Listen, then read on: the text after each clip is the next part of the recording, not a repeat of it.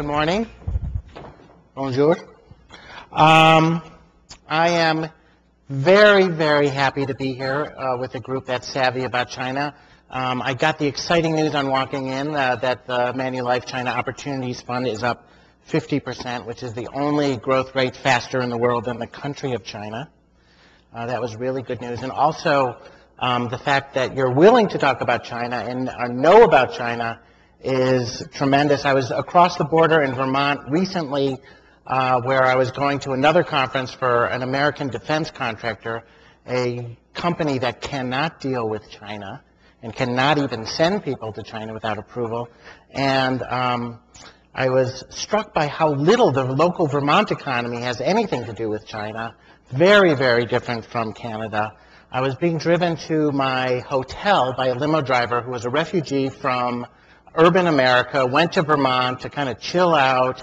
I was talking to him about why he decided to do that. He said he went to get in touch with his past lives and to make ends meet. He was selling antiques, doing a little bit on eBay, had a small store, and then he turned to me and he said, well, why are you in Vermont? And I said, well, I am here because I wrote a book on China. And he turned to me excitedly and he said, really?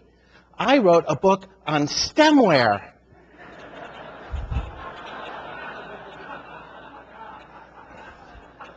And I thought, you know, your view on China really depends on where you sit.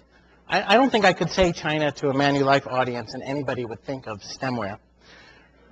But, you know, I have China on the mind all the time, so I thought, stemware, you know, it's interesting because our two topics connect. The Europeans invented fine tableware to compete with Chinese imports. So in effect, they were creating low-cost knockoffs of Chinese goods. You know, that's a reversal, but that's how English manufacturing and Northern European manufacturing got started. That's why we have Wedgwood and Delftware, and I thought, you know, and then in North America, we have this great enamelware business, and I was talking all about this, and he segued right back to his past lives. You know, my book, as you heard, is in 24 languages. It's in English, it's in French, but you know, the Chinese version of it in the People's Republic has a title I would have killed for. It's called China, America's Problem. I thought, wow, that would have been an even bigger seller had I had that title in the United States. But that's not a title that the book could have had in Canada, because China challenges Canada, but China is a much bigger opportunity in Canada, I would say, than in the U.S. I've traveled quite a bit in Canada since the book came out, particularly in Western Canada, where China is a huge story on everyone's mind. As you all know, of course, the Prime Minister announced yesterday that he would be giving the 500,000 ethnic Chinese in Vancouver nation status.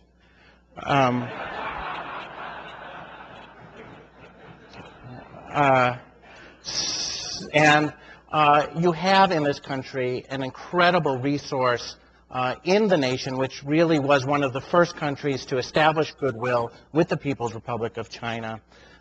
When I was reporting my book, Canadians were an indispensable part of my project. One of my translators that I used in reporting the book is a native of Montreal. His name is Noah Weinswag. And we were in a park in Hangzhou in China, which is a beautiful city on a beautiful lake, one of the places where Chinese poets write about. And we were walking around the park, and we saw a Chinese man with a sign around his neck. And it had a picture of Sun Yat-sen, the original Chinese nationalist, on his sign around his neck. And I poked Noah, and I said, Noah, is that what I think it is? You know, that's not a usual sight in China. So we went up and we said, is that a nationalist sign you have around your neck, not a communist sign? And the guy lifted it up, and on the other side of the sign was a picture of Chiang Kai-shek, which is very inflammatory in China. So we were discussing why he had this picture, and he thought, oh, there should be one China, China's one nation, and all of the people in the park converged on us, and this very, very heated argument started. And some guy came up to Noah and he said, "Where are you from?" And Noah said, "I'm from Canada." And the man crossed his arms and he said, "China's better than Canada."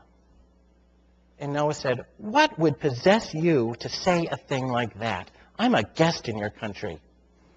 And the man said, "Well, because the math scores of sixth graders in China are better than the math scores of sixth graders in Canada." And Noah didn't quite know what to make of it. So he said, "You know, that may be true, but there is a city in Canada that has 500,000 Chinese people. Is there a city in China that has 500,000 Canadians?" And the guy paused for a minute and goes, "Well, Beijing has a lot of Canadians. I think it has 1,000. Which in China, of course, is not a very big number. But 500,000 in Canada means that your economy has within it great intermediaries for phenomenal opportunities in this new world, which is being led by a growing Chinese economy. Of course, you all know that the news every day in the U.S. and in Canada is filled with China news, particularly interesting here in Canada recently because of Stephen Harper's willingness to raise issues of human rights and human dignity with the Chinese and, in effect, get himself frozen out of many important discussions. It's very dangerous to start talking about human rights and democracy with the Chinese because they have a tendency to take you seriously. And when you talk about that, that's when they start freezing you out of meetings because it is a powerful issue there. It does mean a lot to the government to manage that issue, and watching this whole dynamic unfold is going to be very, very interesting. And as you all know, it's tough for Canada because Canada is in this tough balancing act where China is a willing buyer of lots of resources that come out of Canada, but Canada is one of China's oldest and best friends because it did believe in human dignity, and it is a country that carries that banner for the rest of the world. Another reason why I'm happy to be here. But there's some more prosaic news in today's Globe and Mail about China, about the Teachers' Pension Fund buying ports. This may not seem like a Chinese story to you, but it is, because the shipping traffic in the world is growing geometrically because of the volume of trade from China. You know, the United States brings in about $250 billion U.S. Worth of Chinese goods every year, up from 0 20 years ago. Canada brings in about 1/10 of that. And the local pension fund sees that port infrastructure is a place to play the new global realities, the new global economy. And I've been crisscrossing North America, looking at ports all over the east and west coasts. And I would say one of the more interesting strategies for this does exist up here in Canada, where you have the only transcontinental railroad in North America. And the port activity from Vancouver, Prince Rupert Island, all the way over to Vancouver is going gangbusters, all ready to accept the new giant ships that are traversing the ocean, which themselves are emblems of China's trade with the United States. There are currently a whole new crop of container ships, I don't know if any of you have seen the pictures of these, that carry 14,000 20-foot container equivalent units. That's about, 7,000 truck trailers worth of stuff. If you emptied just one of those ships, you would fill the mall in Alberta, the Mall of America, any of the world's biggest retail spaces. Beijing is building some that are this size too, by the way, with about 10 feet high worth of merchandise. Take every square foot of one of those retail environments, empty a ship onto it, the whole place is filled, and there's about 30% more besides. And these ships just come one after another. And the investments in infrastructure are getting more and more popular. As you all know, real estate investment trusts are becoming extremely popular. They're an infrastructure play because people are building warehouses all across North America to accommodate the trade that's coming from China of stuff that used to be manufactured here.